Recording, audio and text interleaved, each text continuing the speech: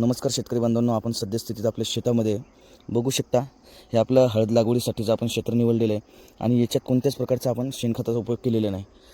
आणि याचे आपण हे जे फनकट आहेत किंवा हा कच्चा कुजलेला जो कचरा आहे तो बघू शकता. आणि दुसरी गोष्ट म्हणजे आपल्याला अजून एक गोष्ट दाखवायची, ती म्हणजे आपण हा हुमणी भुंगेरा बघू शकतो.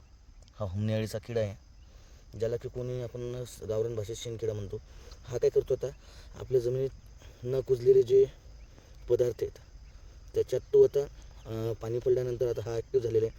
त्याच्यात तो त्याचे अंडे घालून त्याच्यापासून जी त्याची लार्वा आहे म्हणजे शेणाळी आहे त्याची निर्मिती होते. आणि ही शेणाळीलाच आपण हुमणी म्हणतो. ती नंतर त्याच्यावर डंक मारून आपले जे हळदीचे मुळे असतात त्यांना खाण्याचं काम करते. आणि प्रमुख रूपाने ही जी असते आपलं कच्चं शेणखत वापरलेली जमीन किंवा आपली जास्त काळी कचऱ्याची जमीन, अशा जमिनीत हा जास्त प्रमाणात दिसून येतो.